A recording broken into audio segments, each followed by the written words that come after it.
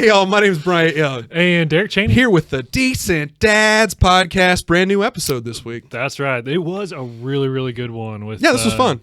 With Mark Hecquet, man. Yeah. He brought some good stuff today. Yeah, you hadn't met Mark before, No. but Mark has been a key part of our community for the last 18 months-ish, and I was excited to hear his story because his is a very different one. He came from overseas when he was a teenager, and then now he's parenting with his kids in a different state. And so we got to kind of talk about some very different things with him than we've talked about with other dads. Yeah, absolutely. And I mean, he's killing it as a dad. I mean, I feel like, at least me anyways, I took away so much. 100%. Like if I could have had a note paper, I would have been taking notes the whole time. So I'm excited for the listeners to check this one out. Yeah, I think you guys are really going to take a lot away from this one. And frankly, there was one really good dad joke. The other one sucked. Yeah, the rest were pretty lackluster. Aggressively okay. Yeah, aggressively okay. Well put. Or decent, if you will. Mm-hmm. Hey, all right. So should we jump right into this? Let's do it, man. All right. Decent Dads podcast. Here we go.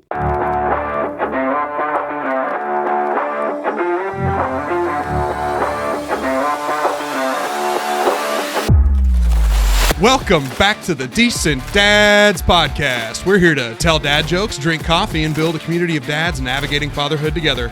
I'm Bryant Young, fearless leader, co-host, girl dad, and your friendly local insurance agent based out of Springfield, Missouri. And now, before we get started on today's episode, please help me welcome. He's the coolest co-host with the most, a fantastic soon-to-be father of three, and the home loan expert. Folks, put your hands together and welcome the incomparable Mr. Derek Chaney. How are you, Derek? After seeing Mark's reaction, I saw his head turn and I couldn't stop. I was like, if I look at him, I'm going to start laughing. I was like, that might be the best reaction we've got.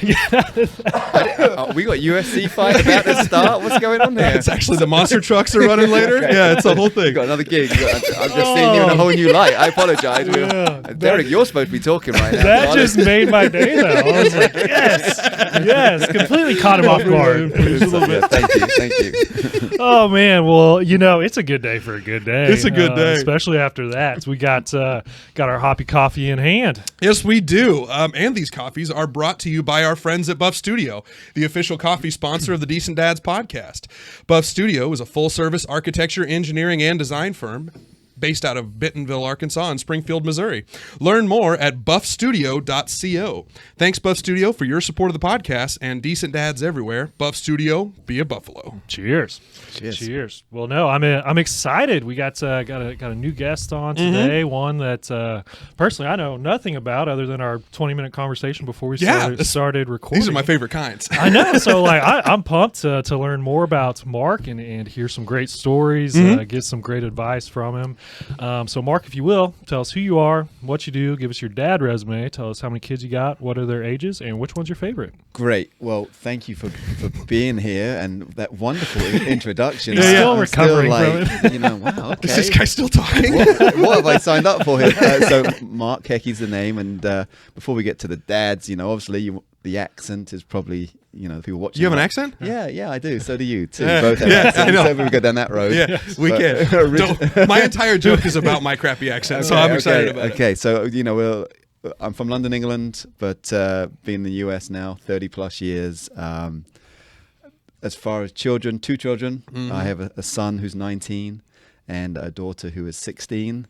And they don't live in Springfield. Yeah. So we might get into that a little bit. It's on my list as well.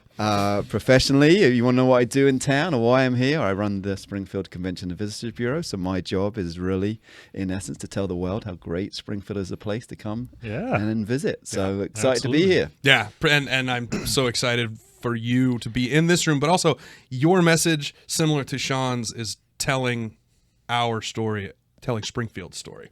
And so I'm so glad that you're here and getting to talk a little bit about Springfield, getting to talk a little about parenting, and then you've got all kinds of interesting and different from some of our other guest experiences in your dadding experience. Yeah. So I'm excited to jump into that.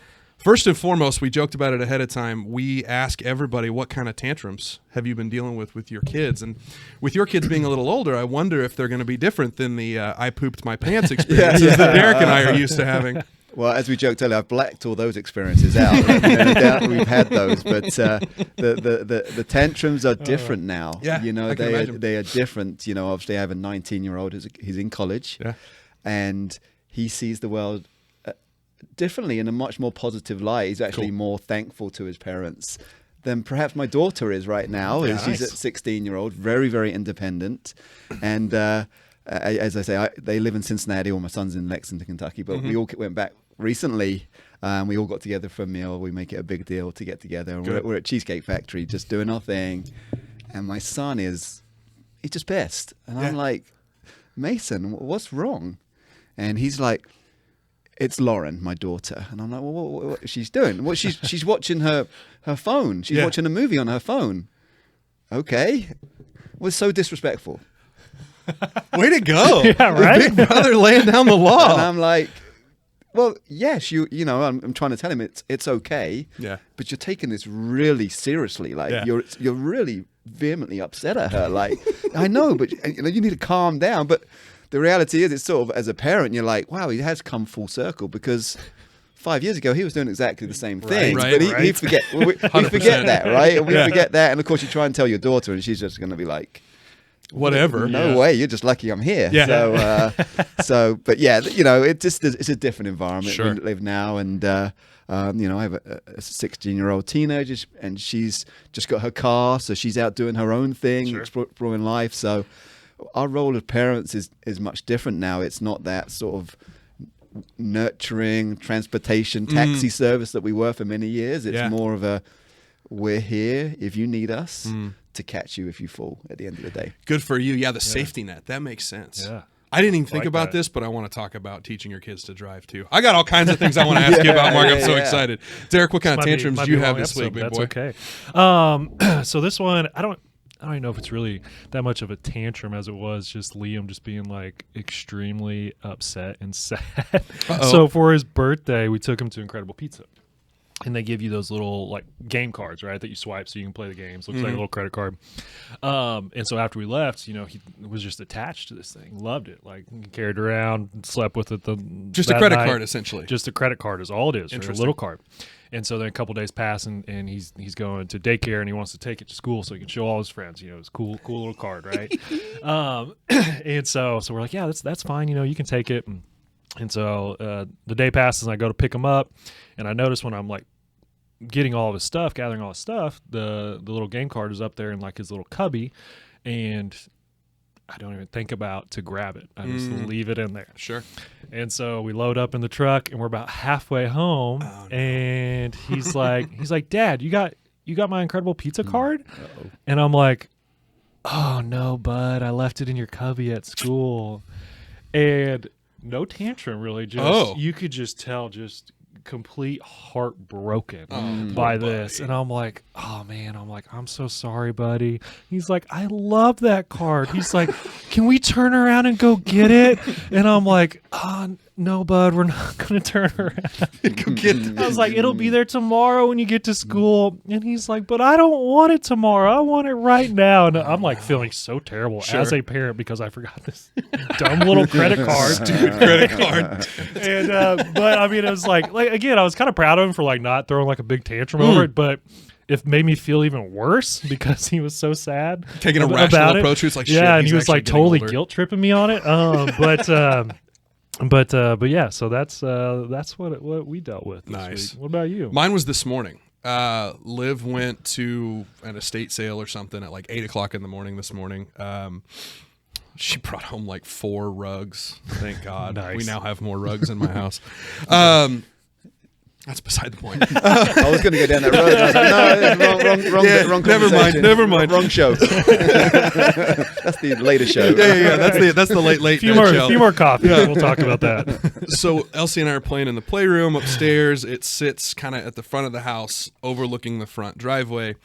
And Elsie sees Mom turn in, having come home from her run to these different sales. And Mom paused for just a second and waved, and then turned on into the garage. And Elsie flips out. Uh-oh.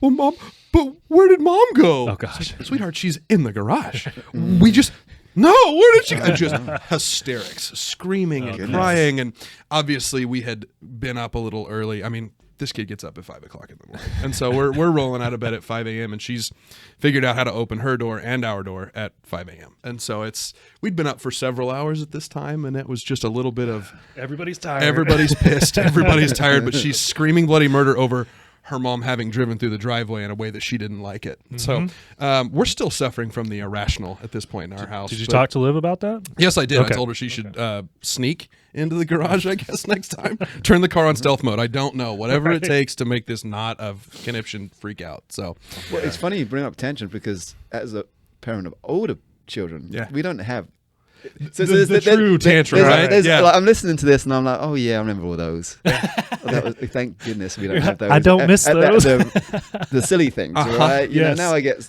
my children are older, and you can really rationalize with them and talk to them about, So Sure. So there's optimism for us all, right? At the end of the day, there is a light does at the end get of the better. rainbow. We're hoping so. Right, yeah. We had a guy on Tom Jensen that talked about small kids, small problems, big kids, big problems. Yeah. Because the problems become drastically different when they're, behind the wheel of a car or going to college or, out and about. Boyfriend, or girlfriends. Yeah, all that too. Yep. Elsie has started talking about one of the little boys in her class. Again, they're 2.5, 3 years old. So it's like, I'm not that worried about it. But in the back of my head, I'm going, all right, I'm going to watch you, little kid. Watch it. I'm coming. That's right. I'm staring at you. I'm watching you, kid. Take you out. Go for it, TC. Well, Mark, the next thing we always ask everybody is, what's a good dad hack Dad hack alert! that you want to share with everybody, or maybe some good dad advice that you've either shared or you've received? So this is going to be a little bit of a longer story, and this is just Perfect. more of a word of warning in my own scenario of how I actually came to America. And many moons ago, my best friend and I were on this radical idea. We wanted to come visit America for our vacation, and we did. And while we were here, met some people. They're like, "Well, come stay. You should stay and come to college here." And we thought, "Oh, that's a wonderful idea." We're enamored by the U.S. So went back home and got off the plane, and my dad was there. And my dad's like, "How did it go?" "Oh, it was great. I'm going to go study there." And his first response was, "No, you're not." Oh. I took that as, well, yes, I will. Tough shit. Yeah. And I used that moment to think about how I deal with my own children, being very careful not to put massive roadblocks in front of them, because you never know what could happen. Not to say that my decision to go to America was solely based on that, but I remember it very vividly. And someone who was, let's say, younger, a little bit more rebellious, I took that sort of attitude as, well, I'm my own man. I'll do my own things, and I'm going to go do this anyway. And I did. Yeah. So I'm very careful about doing that to my own children by saying, look, I'm not giving you that ultimatums. It's a very dangerous game if you're not willing Oh, that's good. to play that risk of they might call your bluff. Yeah. And I just use that as a very salient piece of advice, to be careful what you say, because at the wrong time it could blow up in your face. Man, that's so valid. I love that. Thank you for sharing that. Because in the back of my head, even Elsie at 2.5, if you ask her to turn left, she'll turn right. Oh, right. Just because she's trying to push those boundaries. And I understand that changes as you get older. Sure. But there's a little bit of that. Every kid and every teenager is going to have a little bit of that rebel streak. Yeah, That's what I was going to say. I was 18 years old, Yeah. and so I'm that young male can Yeah. take on the world. I know best. I don't need my parents. And well, my dad just told me no. Well, I'm going to say yes, Right. and I did, and here I am. Yep. Man, we No. got to follow that advice. I know, right? Crap, I have I know. to say I'm like- something after that. I'm like, that's my top dad cool hack stuff. is so irrelevant. Yeah, mine is lame. Yeah, I can tell you right now, mine's way lame compared to that. That's great. Thank you. man. Well, Elsie's, God, that's I know. just a Like, nightmare. you want to go? You want me to No, I'll do it. I'll follow I it. mean, It's I'm fine. not saying it's the best. I'm just saying that's that really good advice. I just remember that moment, and I remember that time in my life, I was a little bit more wild and made a decision, perhaps on emotion, rather than really thinking out. Sure. And if my dad was here, he would probably be like, "Yeah, maybe if I'd done it differently, things would have changed." Sure. Yeah. The absolutely. answer could have been, "Well, let's talk about it." What a cool idea. Let's talk about what your thought process is here. And also, I'm going to lock you in the basement. Exactly. Let me bring you closer. Let me get you within arm's reach so I can get a hold of that wrist. Because obviously, I'd caught him in a very sort of, I've come back from being away for 6 weeks. It's emotional, rather than. And we as always parents, it's just like how we deal with our kids. We get forced into these situations that are very right there in the moment. Yeah. When sometimes we will say things we probably, said a lot of things. I probably said a lot of things to my children at the time. I'm like, ooh, that was way too harsh. Yeah. I didn't really mean I've been there. Well, so my follow-up to that is to say I have started, and it's kind of a follow-up to a piece of advice that somebody else talked about, and I think I kind of mirrored it in a couple episodes later, is getting Elsie involved in the day-to-day. Yeah. Not just, she's not a burden. She's not just an accessory. I'm going to go do the things that I need to do, whether it's yard work around the house, which is the example that I have for you. I'm going to include her in it, so it's just a thing that we do together. Mm-hmm. We're going to do life together. We're not just going to, everything is focused on a 3-year-old's perspective. We're not just going to go watch, because the other thing we did was watch Shaun the Sheep this morning, but we also went and played outside, and by playing outside, it was we're loading sticks into the trailer. Right. Because we had a limb fall after some of the recent wind, and we've had a bunch of tree limbs in the back where my father and I have a trailer, and we were moving stuff around. And so Dad and I were throwing limbs in the back of the trailer. Well, here comes Elsie with 2 little sticks. And she's got her little 2-year-old sticks, and she's going to throw them in the back. And and Dad and I were talking about it on the car ride because Elle stayed here. And he's like, man, it's good that you're getting her involved in just mundane little things. Mm-hmm. Teach her that life isn't just all dedicated to what is supposed to be entertaining for a 2-year-old, right? It's not all going to the museum or going to the art show or going to music. It's sometimes we just go pick up sticks in the yard.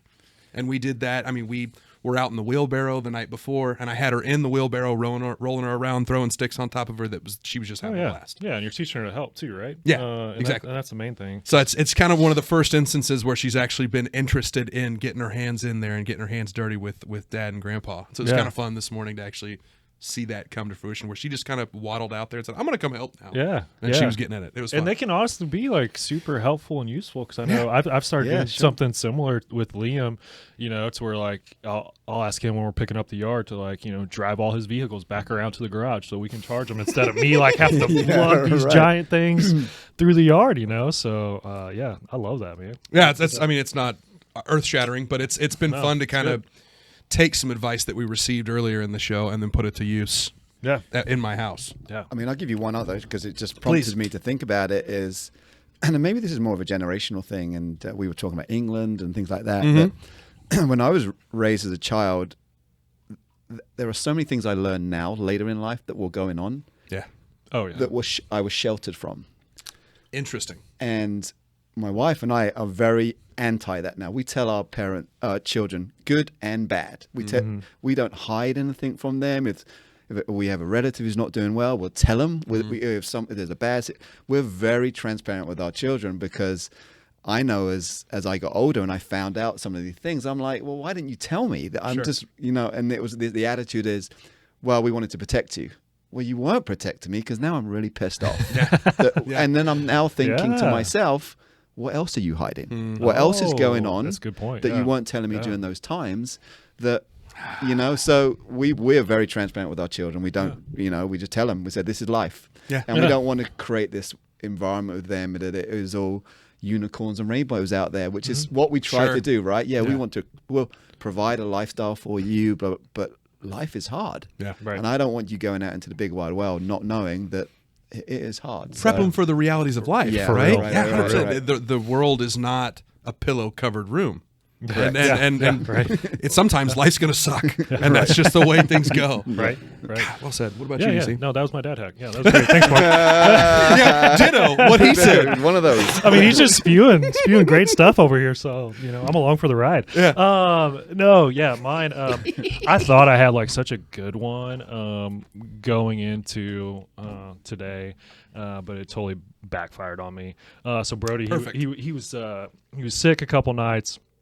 And so he would cough and wake himself up when he was sick. And when he'd wake himself up, he'd want me or Allie to go in there, be with him until he falls back asleep. So it was my turn to go in there with him. And I go in there with him, get him back to sleep, crawl back in bed. He coughs again.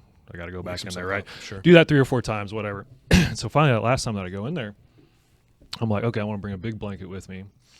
When he falls asleep, I'm going to stuff all his stuffed animals underneath this blanket so that it looks like I'm laying in the floor right next to his bed, right?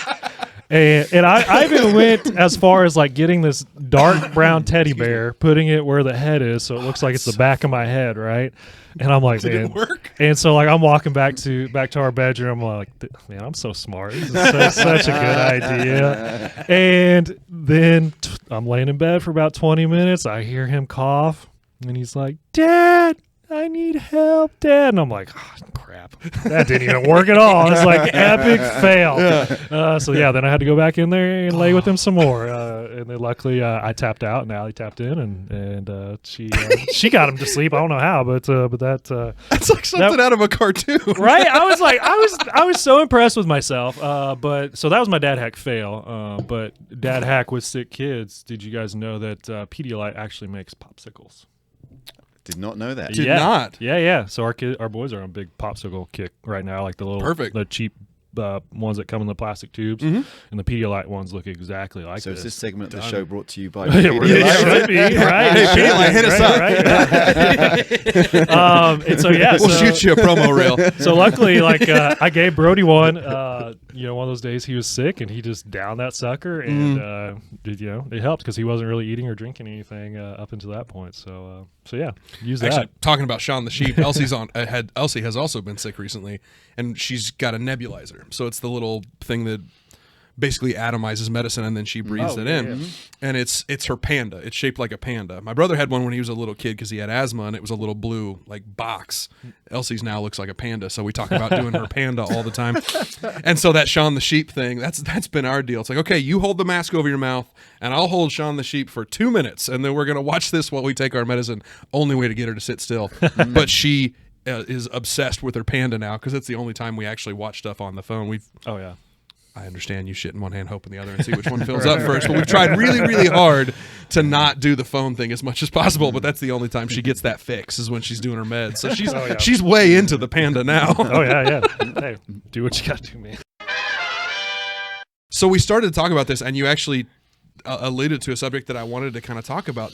Talk about your story of coming to Springfield, and then you talked about the kids being in Cincinnati still, and the family's still all there, right? Correct. So talk about your experience coming to town and parenting digitally, I assume, or from afar a little bit, kind of long distance parenting. Tell me about that. Yeah, it's funny when I was asked about this show, and I was sort of thinking, wow, I'm this like absent parent all of a sudden, like, wow, what a terrible dad I am.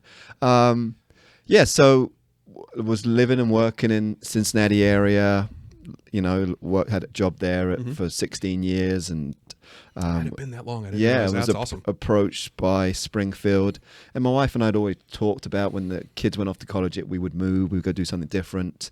And Springfield approached, and to cut a way long story, I was very interested and very liked what I saw, liked the opportunity, and was in that sort of segment of my life that we're in this window of like, yeah, this could be good. But of course, the dilemma wasn't my son. My son was off in college, and he had already gone, and we had you realize that you just become a port of call then. He comes back on the holidays. He's not coming back. He's not that kind of, we didn't raise him that way that he has to come back every weekend. He's finding his own way in life. Good. Yeah. But we had a daughter, and we had some. It wasn't easy. I'll be very honest. My wife and I, we talked for hours about it. How's our daughter going to handle this? Yeah. Are we going to take our daughter to Springfield? Are we going to take her out of high school, bring her to Springfield? Sure. All these things. So, I saw a lot of advice. I'll be very honest with you, fellas. I talked to a lot of people that have done similar things. What have they done with their children? Did they all move their children? Did they remote their children? What it came down to with me is my daughter did not want to come to Springfield. I sat her down and said, look, your dad has an opportunity.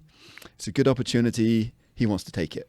Now, the scenario is, one, we all pack up and go to Springfield, or you stay here. She immediately says, I stay here. Again, remembering that as a child, their circle of life is very small. They're just thinking Certainly. in terms of their friends, their school, and It's arm's reach. the boyfriend. Right? Yeah. So, and my wife had talked through all the scenarios. Worst case, like she never comes. We send her off to college, and my wife, fortunately, works remotely, so she can come visit. So, Cool. And we honestly talked about how my daughter is as a person. She is very independent, and she's finding her way. She's now 16. She drives, has a boyfriend, has a job, and school. Yeah. There's one thing she doesn't have much time for, and that's her parents. Yeah. And so we so That's true, a good man. way to Yeah, look yeah, at yeah, it. so I true. mean, we were very reflective of ourselves of, let's be real in this moment in time. If I was here, would she be spending much time with me? And really we came to the conclusion of the answer was no. And not because Lauren didn't want to. Lauren's doing her own thing. She's doing she's Lauren. out finding Being her her own well. She's person. got her Yeah. life to lead, and we're the parents now. Yeah. Yeah. They're not the young ones that are running to you, wanting to give you a big old hug and daddy, daddy, daddy. Yep. Now they're like, yeah, okay, we'll meet for dinner. Yeah. See you yeah, on Thursday. Then get away. Right. It's so, Monday night. Yeah. And Interesting. fortunately, I have a job that allows me, if I need to fly back, I fly back. Yeah. Oh, nice. And that's Nice. the dad I am. And we talk, and it's okay. And Yeah. she's been here, and she's visited, and I go back. So it's okay. How long have you been doing this? So it's been about 14 months now. Okay. A year and a Okay. half. So it's That's- been a while. I had a year Yeah. and a half in my head. Yeah. Yeah. So when you brought them, now just the Springfieldian in me immediately, and especially with your job, you get to see all kinds of things. What did you introduce her to in town? When Lauren comes to First thing you took Springfield, her what do you to. go do? She liked it. She liked she loved going to the Cherry Pickwick Festival, Yeah. all the little boutique things, farmers markets. All the little boutique stores. She Perfect. loved all that. Yeah. She loved it. She thought it was great. But her circle's not here. 100%. No, So and I she liked it from that regard. Well, because and I have a huge amount of appreciation for what you're saying, because I think back to me at 16, I couldn't have given less of a shit about what my parents thought at that point, right?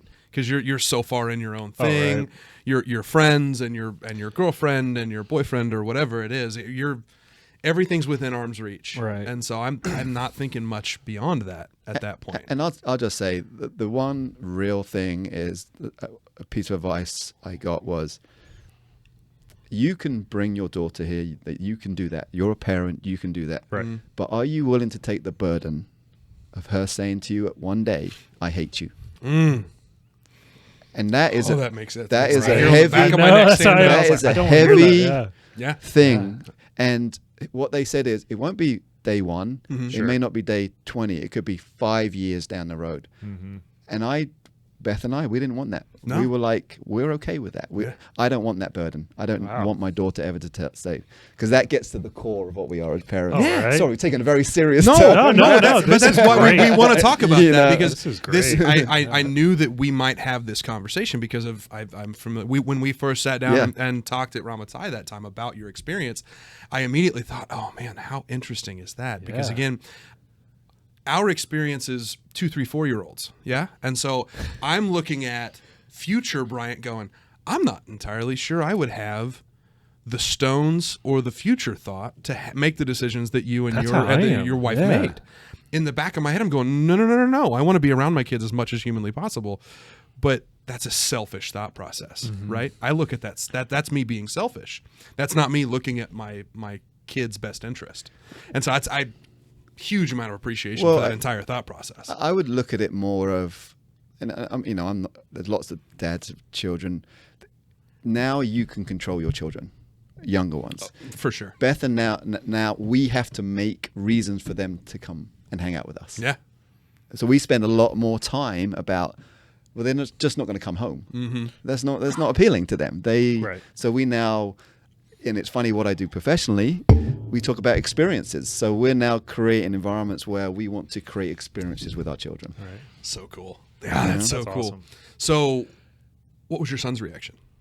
I mean, he couldn't have cared less. I mean, and I don't mean it like that. But He's a fisherman. He's like brilliant. like the Yeah, Table Rock is right there. Yeah. Table Rock. He was talking about trout Bass Pro fishing, headquarters, all of it. Yeah, going to Bennett or going down to Taney. Yeah, he That's was great. like, great. You know, I love that. Yeah. That's so great. God, I love that. How hard of a decision was that for you, though? I mean, how long did you have to think about that? Because like Bryant was saying, like right now, we don't know any different, and I can't see myself making that decision. But you're in a completely different stage of life. It's funny. I mean, I've met a lot of great people in Springfield, and people ask, oh, "Wow, it must have been a really hard decision." Yeah. You have to remember, I moved countries when I was 19 years old. You've got a ton of experience doing something And that the rest of us don't have. We haven't left Springfield. Well, and I don't say it like that. I mean, like, You lived in Humansville, all right? It's different. and I joke with people all the time. Look, I've lived in a lot of different places. Sure. And it's always been great, and it's always worked out. And the reason is because we're all the natural. We talk to people talk. I meet you guys, you know, like it's great. And my reality was when I first came to America, I could always go home. I could always get on the plane and go. Yeah. I can always go to Cincinnati Always go tomorrow. back. Why not try? I can be on a plane tomorrow. And that was the thing. And Great I am a attitude. believer, and this is how I tell my children, go try it. If it fails, it's how I tell my employees now. It's okay to fail. Yeah. It's okay. I don't care. As long as you tried it. Yeah. Well, I mean, that's Nathan Carter. Win or lesson. It's not win or lose. It's win or lesson. Yeah, You know, the 100%. whole fail forward, all those kind of Yep. expressions. Yeah. You know? What about? So we've talked about you growing up in the UK, but you left when you were 18. Yeah. And so much of your experience has been here in the States. So you've seen. I would assume that your parental peers are all obviously folks here in the States. How did your upbringing differ from what you were seeing your peers and maybe the way you guys have raised your kids here in the States? Talk about some of the differences. Or are there any? I honestly don't know. You know, it's funny. I mean, as I'm asking, Because you're also a Londoner, and we're talking about Springfield, Missouri, which is a very smaller community. So we're Slightly, just not slightly, familiar with that size of a community. Like, you still get out of bed the same way. I'll tell you what. One of the cultural differences is alcohol. Interesting. Yeah. 21 here, Yeah. in 18 in Sure. UK. Yeah, that makes sense. So if you just translate that a little bit, okay, so if you're growing up in London, so you're typically drinking around 15, 16, Oh, and sure, going to sure, pubs sure. and things like that. Yeah. So there is a sort of a cultural thing when my son gets into, he's into his 17s, 18s, and his dad's, I'll be transparent, a little more liberal. Sure. In fact, took him to London for his 18th. Yeah. So he could go have a pint. Sure. And we had many. Yeah. And many more. I understand that thought And process. we had a really good time. And Cool. so there's just a different, I seem to have turned out okay. So, but hey, I'm It all worked out. Exactly right. respectful of the law and things like that. Sure. So, but there's no real differences in terms, and that's again getting back to that culturally other difference, how we were raised. No, I don't. Not a ton. I don't see I it. wasn't expecting I some don't see grandiose answer necessarily. I was Yeah. just curious if there was one. It's just different things in how society is and how when I grew up, and unfortunately I'm old now, Nah. 70s, 80s. Nah. Yeah, you young'uns. Yeah. Just I joke with my wife that in England, you never missed a day of school. Ever. Okay. And if you did, the school would call your parents. Over here is now generationally different. A little more liberalness in that. Sure. For Yeah. sure. And that's Got a cough? Stay home. yeah, but in England, like there was no pulling kids out, go on vacation. Or Oh, right. You would never do that. Interesting. So we have these sort of, and my wife is a product where it's been a bit more liberal, and yeah, that's okay. Is she from the Kentucky area? Yeah, Cincinnati. Yeah, That's what I thought. Okay. Yeah, so we've had those parental things like they need to be in school. It's okay, and I'm like, no, Right? they need to be in school. No. I had to go every day, so they need to go Right. every I day. went when it was Yeah. snowing. I went when it was still uphill both ways to school. Like, yeah. Well, we joke about that now because he and I grew up in the Ozarks, and there better be 3 feet of snow on the ground before they're going to cancel school. And now Oh, it's right. if there's a chance of rain, we're going to cancel school. So Right. there's there's a generational Yeah. difference there too. Yeah. Yeah, that blew my mind too. So we're going on vacation in a couple weeks, and my brother-in-law and sister-in-law are going with us, and they have 2 girls that are in elementary. And so I just asked my wife, I'm like, I was like, that's convenient that our vacation fell on their spring break. She's like, no, their spring break was 3 weeks ago. Yeah, She's like, they're missing a whole week of school, and that like blew my mind because I grew up the same way you Yeah. did. It's like, Mom no, and Dad would never let that you don't miss school, like not even for your birthday, nothing. I'm like, you better I was be like, really, really sick. yeah. So like, I don't know, that was just like such a shock to me. Well, that was my experience because I grew up in such a rule-oriented house school. It's a school teacher and an insurance agent for parents. It was all rules all the time, and so that's just fascinating. Now it's just like, you don't feel like going, just stay home. But also, I think it's a technological difference too, right? Where so much of school was done, particularly over the last couple of years, was done online or Zoom or however. You can work. You can school from home now, and it's not that big of a hurdle because they just did 3.5 years of it. Right, for real. Well, Mark, you kind of hit on it a couple times with your dad hack, and then a couple other things. I know, like parenting your daughter from afar, as far as like always being there whenever you're needed. And so I'm interested because, again, like you said, our kids are much younger. We're going to soak up all the good ideas out of you. Exactly. I'm telling you right now. I mean, but I'm quite unique. I left a country. But that's something we want to build in our household too. Is like, hey, whenever you have an issue, when you have something you want to talk about, like, come to mom and dad first, right? Talk to us about it first, right? Sure. And so, how have you been able to build that within your family? I mean, that is a really good question, Derek, to be honest. And I don't know whether I've really conquered that very well. I think if I can talk to my own experience, one thing my dad really did was I always felt comfort being in the US, that if it all really went down the crapper, it didn't matter how bad, if I got arrested, if I got hurt, deported, or whatever, did something wrong, I always knew he would be there. Oh. And it's that, and you mentioned it earlier about being that safety net, and that's really what I want to be for my children. Right. I want them to go out and explore. I don't necessarily want them to take the same path I did of moving countries, but I don't want them to be stuck at home. Right. Or be scared to experience something. I want something. them to go. Sure. I want them to learn, but knowing that I'm always going to be there. And if I ever, I'm not going to be the parent that's all in my children's business. I'm not that way. I'm more the parent that I tell my daughter, Lauren, if you ever need anything, I'm always there. I tell my son, if you ever need anything, I'm always there. I'll be there. Even if I am in Springfield, I can be with you. I can talk to you. I can be there in 8 hours. Yeah. That's my window. And they know that. And I think I try to reaffirm it with them.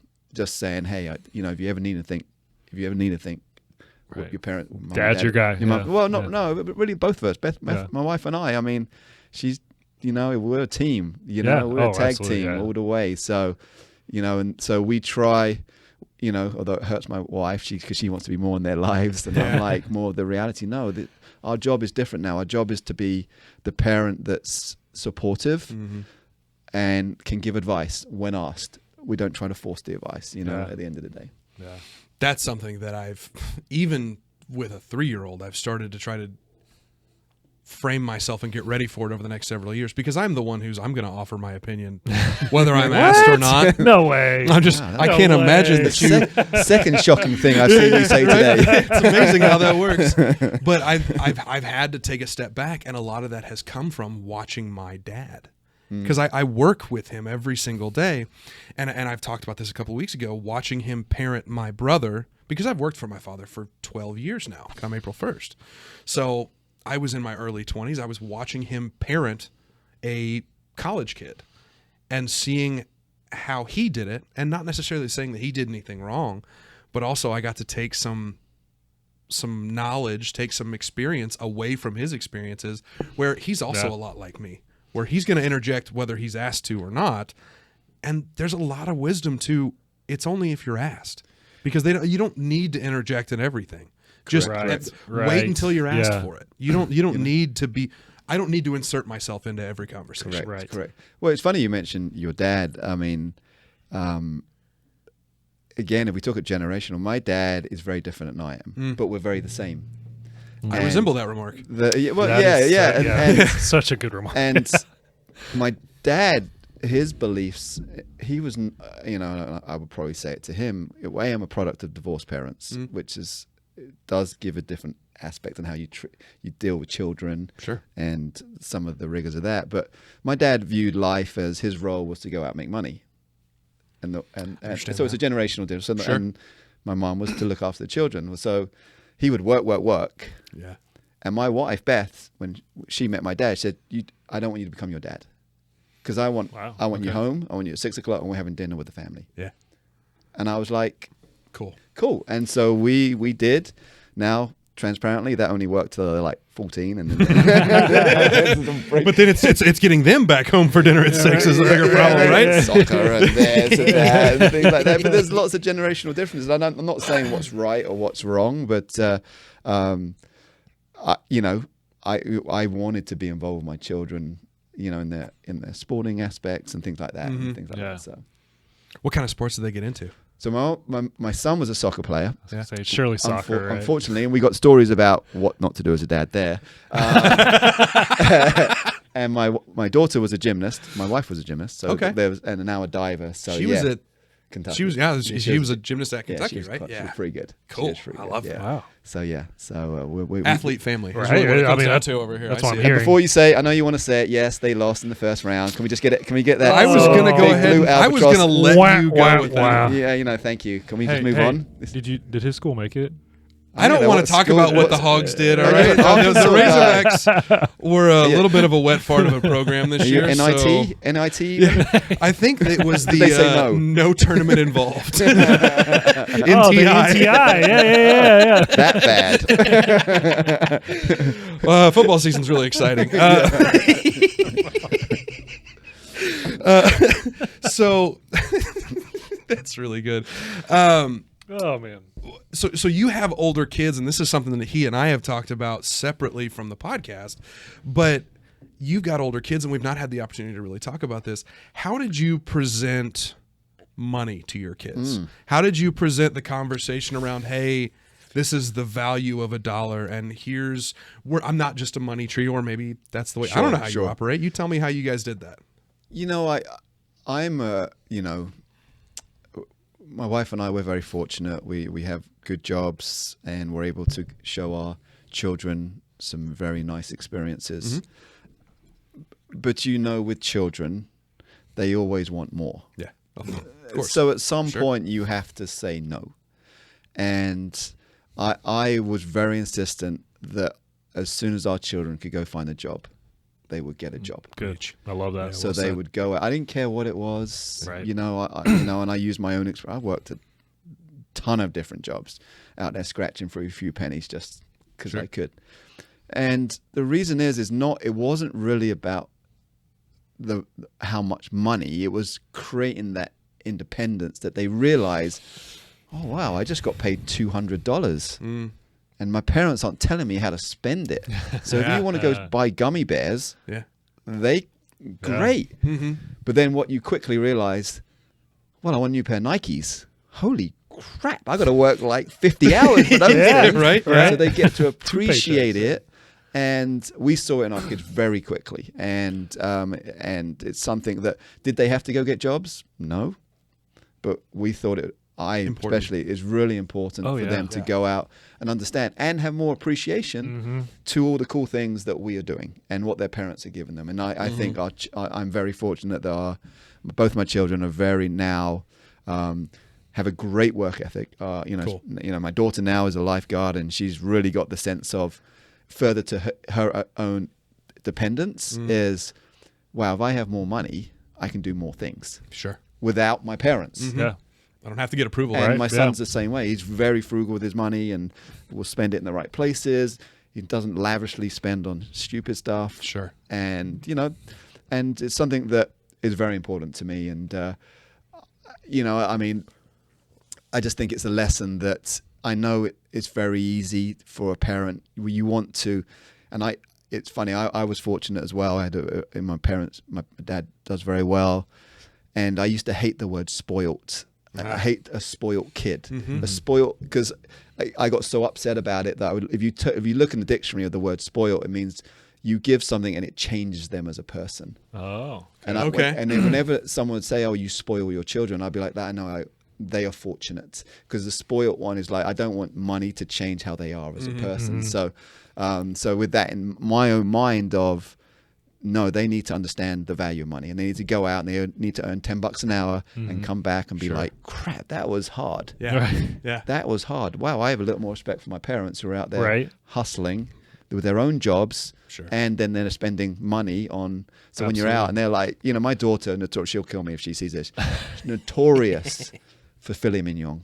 Notorious. Any restaurant, filet mignon it is. I didn't even know what that was at 16. It does not matter. It's filet mignon. And I'd be like, and my wife would just be rolling her eyes, just go with it. At least she's going to eat. And I'm like, she's going to eat well. So that's a dilemma as a parent. You just want them to eat, right? Well, okay, filet mignon, that's going to work today. Whatever it takes. We go with it. So. That's so good. That's such a good point, because, once you, as a kid, teenager, whatever, once you get a job, because I know before I got a job, it didn't really bother me to ask my parents for money, right? I need $20 for this or whatever it was, right? But then once you get your own job, like you were just saying, you get your own money, you have a whole new appreciation. Now when I have to go to mom and dad and be like, hey, can I have $20? Like I'm a little more hesitant. Yeah, because that was 2 hours of work. Because you realize you're like, wow, like I worked this hard to earn this money and I still can't afford what I want. Sure. And so now I got to go to mom and dad who worked even harder than I did. Yep. That is such a good point. What did we get paid at Hollister? Because he and I, our first jobs were the same. We both worked at Hollister, minimum, the that's minimum store. wage, right? Yeah. So like $750. $750. Yeah, I mean, probably. Yeah. So that's 3 hours of work for $20.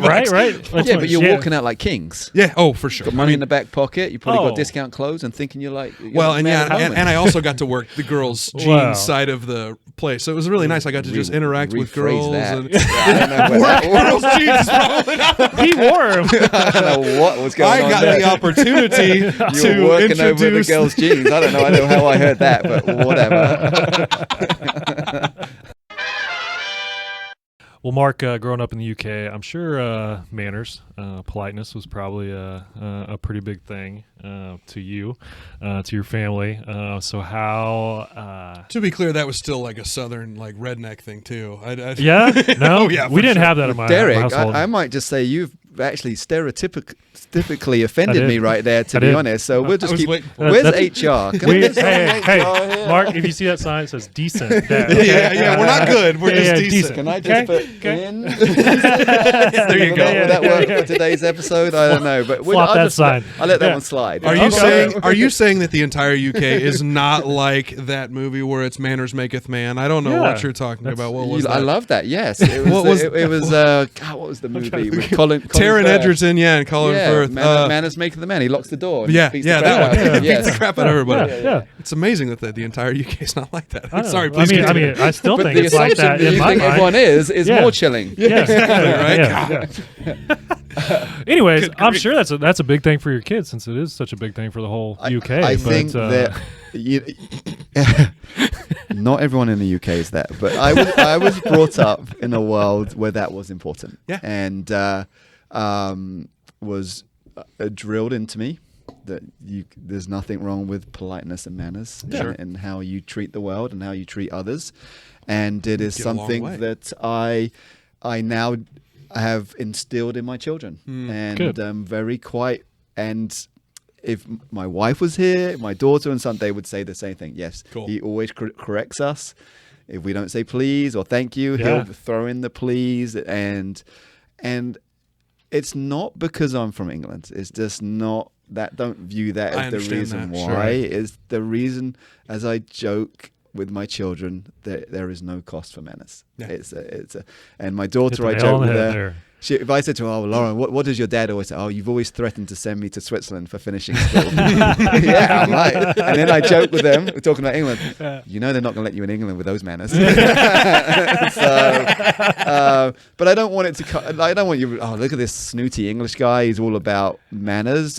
It's something that I was brought up with, and is a value of mine, and I want to instill it in my children, and irrespective of people's beliefs, I don't really. It's not. I don't really care. It's just something that's very important to me, and instilling that in them. Yeah, I agree 100%. I mean, that's a big thing in our household right now. Two little boys. I mean, we want to make it a habit. So it's like anytime they ask for something, it's like, what do you say?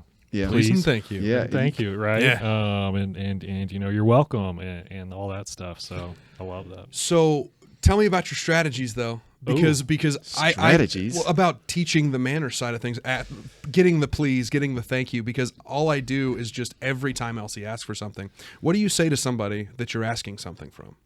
What do you say when somebody does something for you? Well, because I'm a bit of a sarcastic one. You? So if you would ask, if my children were here, it would be really funny to know what I do. Yeah, to see what they would say. What my strategies are. Sure. I am notorious if they ask for something and do not say please. It's a very awkward pause. Oh, you're just waiting. I just go about on my life. I ignore the question. I love that. I ignore the question. Good, man. I like or that. Or if I'm in a really crappy mood, I will say something like, I am just assuming you forgot to say please. That's good. Yeah, I like that a lot. They don't like that. No, I'm sure they don't like that. Because I'm such an ass at times. Yeah. When I say that, they know then they're definitely not getting what they asked for. Because they know I'm a little bit pissed out. There's the rules. Yep. I don't mean rules like we're disciplined. But I get it, like, right? come on now. It's just simple manners. Just ask, please, can I have this? Yeah. Right. Or thank you very much for that. Like, it's not hard. Well, and there's something to be said for the whole thought process of you win more flies with honey than you will with vinegar. Bees with honey. Bees with honey. What did I say? Flies. Flies. Yeah. 6 You of one, might half get dozen the flies. other. Yeah, maybe it's probably a little less gross. But whether it's with the ritziest CEO in town or somebody who's giving you a cheeseburger, it doesn't really change. Yeah, you say the same things to everybody, and you Yes. just be polite to people Yes. because it just makes you. Yeah. It's nice to be nice. Yeah. It's nice to be polite, and it also gets you a lot further in life. Because, frankly, being a shit doesn't get you very far. Agreed, and honestly, I see it being less every day, and I don't know why. It concerns me. It just creates this very contentious environment. Well, and I'll get on my back in my day soapbox a little bit here, but that was very much a thing when I was a kid, and I wonder if that's something that's being taught in the household now as often as it was. I'm 35, so it's as often as it was 30 years ago. And so I don't know if in the 90s that was as prevalent then as it is now, which I don't think it is. Yeah, taking out the English, I worked at McDonald's when I was younger. Did you? And as a corporation, they stressed it. 100%. How you gave the bag to the customer was a very process-driven thing, and you had to say, "Oh, thanks, enjoy your meal," blah blah blah. So all it is just furthering the politeness and being, it's good manners. Hey, here you go enjoy your food. And I just feel when I go to McDonald's now, did they not read the menu? Little different can of worms, huh? Manual. Like, what happened? Take it, move on. You gotta go to Chick-fil-A to get that kind that kind of politeness. Love Chick-fil-A. This segment brought to you by Chick-fil-A. That's actually the third brand we've talked about. Big brand. Big brand. Yeah. No free ads. All right, guys. No free ads. Well, I will. I'm going to be down on Chick-fil-A just for a moment. Please. I never eat Chick-fil-A in Springfield because it's too busy. Oh no! It's they too move busy. through that line so quickly. The line is 50 cars long. But Eric, I'm a it busy might man. take you I got things to maybe 10 do. minutes. No way. And I've tried, Fast food is not fast if it's 10 minutes. I've tried the one east to over. I've tried the one on Glenstone. I've tried the one over by Bass Pro. That's the worst one. That getting in and out there is terrible. That place is a zoo. So I have to get my Chick-fil-A at the Atlanta airport. That's where I get it. It's like a magical stop for me. There you go. So, That's good. Well, because there's no In-N-Out or anything else in Atlanta. What else are you gonna get, right? Do they have a? they got all kinds of places. It's like the biggest airport. But I just mean you go to LA, you get the Atlanta In-N-Out. You get the In-N-Out. You go to New York, you yeah, get the yeah. Shake Shack. Yeah. Atlanta doesn't necessarily have No, it doesn't have that that fast food thing. staple, right? Yeah. Yeah. Every parent has funny stories. And Yeah. you had a list of them on the Yes. things that we talked about. So I just want to tee you up because, frankly, I just want to hear you tell stories. Yeah. For real. What kind of funny stories do you have from raising your kids? Well, funny stories. stuff went wrong. Yeah, sad, ironic stories, Parent whatever. You think you're doing a good thing. Yeah. Okay. So I'll tell you funny. We'll start with the funny ones that how even today it bites me in the ass. So obviously I'm from England. My children are young and we want to go to England. My wife and I, we travel a lot. We love Delta. We're Delta snobs, unfortunately. Now becoming more American because of Springfield and things like that. Yeah, So me too. Because of Springfield. Yeah, because of Springfield. So we go to England, and the kids are coming. They've been very fortunate. They've been to England many times. As we get there, we all get upgraded flatbeds. Oh, Whoa. swanky. Okay. Yes, Swanky. I have never First class. in how many years?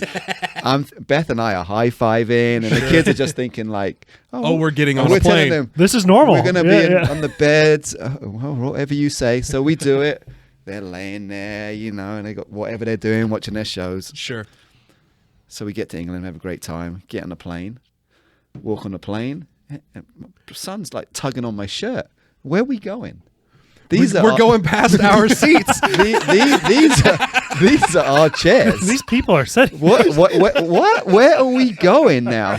And I'm like, we're going back here. Do you realize what it cost? No, but because they were young. This was my only experience. This is it. They're thinking that they got that all the time, but it's now every flight. It's every flight. Remember that one time, Dad, Yep. when we were sat there? Yeah, I remember that one time too. Remember the good old and I days, haven't been back Dad? there either. The first time that's ever happened. Sure. And only time. Yeah. That's what happens to me now. I'm like, wow, it was such a good thing, and now every flight, like, why are we back here? And I'm like, because that's where we hang out, man. We got to get used to that. Right. So, but you were talking, Derek, about how you went and faked, the body on the ground. I That's the way really to say it. struggled, like when we had my son. You have to rock him to sleep, and then you make the move, and the eyes pop open. Oh, and you're yes. like, gosh darn it, I'm back to square one again. Right. Sure. And I really struggled with that. I really struggled with, you put them in the crib, they lay down, they look at it, and you're like, oh my Lord, I've got to do this all again. So I was the weak one. Can relate to He's this. so right. I was He's so because right. I was like, I just got to sleep, whatever Sure. it takes. And you, I'm sure something where you're at, you're like, I just got to get through the day. So one time, it was my night. Yeah. I was probably tired as crap, and my son is just up. I'm rocking him, and he's popping open. I'm like, God damn, can I just go to sleep? Go to sleep, kid. Go to sleep. So what I did was, there was a spare mattress in the other room, and I laid it next to the crib. But he wouldn't go to sleep unless you held it, touched him. He was one of those. So literally, I've got my hand. I'm laying down sleeping with my hand up, holding his hand. My wife comes in, is like, "What the hell are you doing?" I'm like, "I just wanted to sleep. and this Whatever is it takes. I'm doing what is necessary, this is sweetheart. what it is. That's what I'm doing. And it wasn't a one-time thing. Let me tell you, Right. fellas, it was that mattress didn't move for a long time, No. and I would roll in there, and it made me feel good. I was like, yeah, if he pops up, I'm gonna lay him down. I'll lay down, hold the hand. I'm doing this right. I'm getting this figured out. I'm an expert at this. Then the pillow showed up, the comforter showed up. And I'm like, Before Next too thing, long, there's he's two got, beds. he's got a second bed in that room. exactly. So yeah, I've done that. It's funny. Again, we were talking earlier about, I've employees have kids, and I've blacked out a lot of the things from 0 to 2. And the reason I tune it to is, I really struggled as a dad communicating with a baby who cannot communicate with you. Once we cross, Holy crap! Yeah. once Preach. we cross over into you're hungry, you tell me you're hungry, and you tell me what you want. Hey, Dad, I can solve is a that. I can no-brainer. fix this real quick. That's Yeah. real easy. I But can slam when dunk that. and that's the difference. When I talked to my wife, I said, you were so good from 0 to 2, understanding, and I really struggled with that. I think it's, have you seen that sort of caveman? We're caveman. We go out, hunt food, provide food Right. attitude. When I'm like in this weird, like, I don't know what you want. So that first 2 years was really difficult for me. So my wife would travel, and I knew my kids loved frozen peas. I knew it. All right. And even to this day, they love peas. Really? And Perfect. what my wife does not know, there were many meals that were just peas. A pile of peas. Whatever works, right? Any port in the storm. We all know. We're just trying to make it through. They ate. That's all that matters. Yeah. I used to tell people, I said, they'd be like, oh, it's the weekend. God, I hate the weekend. And they're like, why? Because I got to entertain these things. Because I got to feed him 3 times instead of just the Oh one. my I got gosh, 18. I got that 12 is hours so slot to fill when true. normally it's 4 hours, Yeah. and I just don't know what I'm going to do. Right? This is just going to kill me. Like in yours, 5 a.m. Goodness, just shoot me now. Like, yeah. and It's and so I always true. joke about like I would hate the weekends, and I'm like. And people, they think like, "Wow, you're so insensitive." I'm like, "No, I'm just being a realist." Yeah, This is like for real. This is real. I'm just telling it the way You it know, is. You know, I mean, I can't go back to the zoo, and I just Yeah. can't do all these things. So. We just know? had this conversation with another dad the other day, and I was like, yeah, the weekends, dads are terrible weekend dads because it's like moms throughout the week, they have all these awesome like crafts and ideas and places to go, and then it comes to me and I'm in charge on the weekend, and then I'm like, you guys want to go outside? There's a backyard, maybe? Yeah, or- but let's I don't take this know. weekend. There's lots of NCA going on that I would love to sit there and Right? explore Lots of with basketball you. to watch, but right? I really got much more exciting things over here. Why am I not having a beer and some pretzels and watching my feet up? No, none of that, Daddy. Come on, we got to go. That's when you move the TV out on the back porch, Oh, and then it's right. like, hey, there's a backyard. Like for real, I had to watch the boys for 3 hours this morning. I was struggling for those 3 hours, like thinking of stuff to do, and I'm like, this is so sad. How is Allie doing it for 8-10 hours a day every day? I'm like, Yeah, gosh. good for her. Well, I think, Yeah. Derek, should we go to everybody's favorite part of the podcast? I bet Mark doesn't know everybody's favorite part. It's Dad Joke of the Week. Yes. All right. It's You time didn't for get the head whip like you did last No, earlier but, on. now I'm I like, did get a skeptical glance, You though, did. which is really all I was looking pretty for high today. there on your voice. Have you as an MC for us? My mom's a music teacher. I learned a falsetto early. So I want to hear Mark's best dad joke. What'd you bring this week, pal? You know, I'm not really a jokester. That's not my style. I'm a storyteller. Yeah, But yes. I will say I do talk to my daughter quite often, and in addition, we were recently on the cruise, and every day on the cruise captain would be like, "Oh, the dad joke of the day is." Dad Sweet. joke of the I day. love it. Hey, That's get a solid. day. Oh, that's good. awesome. That makes And me my happy. daughter tells me that one of her teachers has a dad joke of the day too. Awesome. So there's all kinds of material then. Yeah. But what I I'm always hearing. forget them. I also understand that thought process. Okay, but I have got one. When is it okay to throw up? Ooh, I got nothing. Yeah, I don't know. Go on. When there's a dartboard on the ceiling. Okay, yeah, I'm into this. Yeah, That's good. well done. That's solid. Does that one work? Yeah, Yeah, I like it. yeah, That's yeah. good. Okay. That one's going on my list because I can will steal remember that one. That's so helpful. It's some of these ones that get too long that are really a problem for yeah, me. yeah. What about you, DC? Well, you guys were making fun of me for being super stereotypical about the UK earlier, so I just thought I'd keep it rolling. Really double down on it. Yeah. Great. We're not inviting any English people back. What do you call it when James Bond takes a bath? Oh, good. I got nothing. Love it. Tell me. Bubble 07. Like it. Ooh, I like it. Well, speaking of the accent that you have and the accent that I have, I'm going to double down on mine. What do you call a deer that has no eyes? Oh, No idea. dear. No idea. And what do you call a spider with 5 eyes? A spider. As bad as that is, that's all I got. It took me a second to get out. That's the best part. Sorry, yeah, that was as lame as I thought it was going to be. Great. Finish this up, Derek. Oh man, we gotta end on the decent dad motto.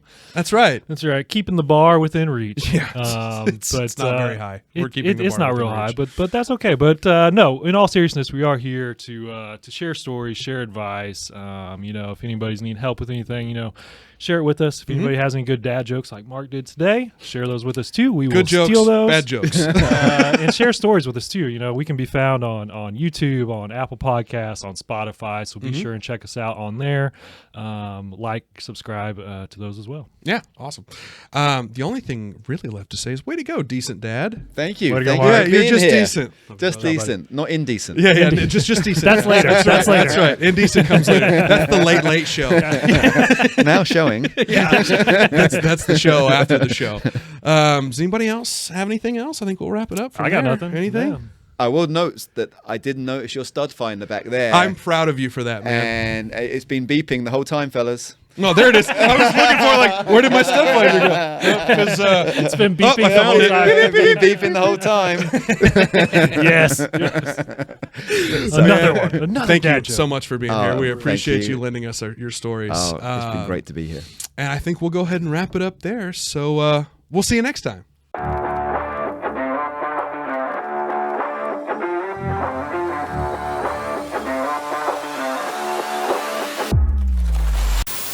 Look, we're very transparent over here.